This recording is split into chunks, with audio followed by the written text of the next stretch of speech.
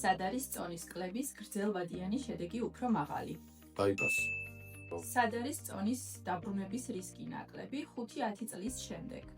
ბაიპასის დროს, იმიტომ რომ ყველა ოპერაციას აქვს თავისი მოქმედების პერიოდი, სლივგასტრექტომია მუშაობს დაახლოებით 5 წელი, 6 წელი, ბაიპას ოპერაციები მუშაობს 8 წელი პლუსი, აქედან გამომდინარე ბაიპასი. რომელ ოპერაციას აქვს შიმშილის შემცირების უფრო ძლიერი ეფექტი? შიმშილის შემცირების ძლიერი ეფექტი ყველა ოპერაციას პირველი 1 წლის განმავლობაში დაახლოებით ერთი და იგივე აქვს. სლივგასტრექტომიის დროს უფრო მკაფიოა, იმიტომ რომ იკვეთება კუჭის ის ნაწილი, რაც პასუხისმგებელია შიმშილის ჰორმონის გამომუშავებაზე, მაგრამ ვერ ვიტყვით ესეც ასახათ, რომ სლივი ჯობია ამ შემთხვევაში ბაიპას, ორივე ვარიატიული ოპერაციის დროს შიმშილის შეგრძნება 1 წლის განმავლობაში დაქვეითებულია. რომელია უფრო ეფექტური? მეორე ტიპის დიაბეტის დროს.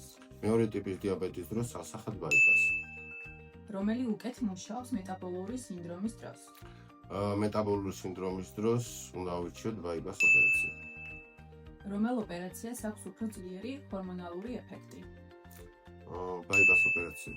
რომლის შემთხვევაშია შედეგის შენარჩუნება უფრო მარტივი გრძელვადიან პერსპექტივაში? ბაიპას ოპერაციები, იმიტომ რომ ახსენე და ყოველთვის ხსნი, რომ ყველა ოპერაციას თავისი მოქმედების პერიოდი აქვს და ამ შემთხვევაში ბაიპას ოპერაციას უფრო გრძელვადიანი და შორეულ შედეგებზე გათვლილი შედეგები აქვს. რომელი ოპერაცია იძლევა უფრო პროგნოზირებად შედეგს? ბაიპას ოპერაცია. რომლის შემთხვევაშია წონის ხელახალი მომატების რისკი უფრო დაბალი? უფრო დაბალი ბაიპას ოპერაციების დროს. რომელი ოპერაცია უფრო შესაფერისი მძიმე სიმსუქნის დროს?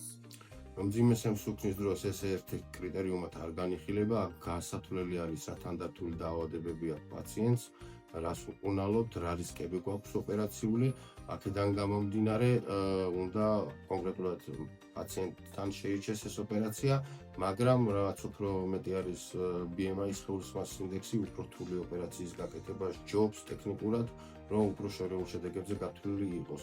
მაგრამ არის ხოლმე საშუალებები, არის ხოლმე მდგომარეობა, როდესაც არ შეგვიძლია დიდი ოპერაციის გაკეთება, მთავარია სიცოცხლე გადავაჭიროთ და მცირე ჩარევით მოვახდინოთ პაციენტის სტაბილიზაცია და შემდეგ უკვე გადავაკეთოთ ოპერაცია უფრო რთულ ეტაპზე.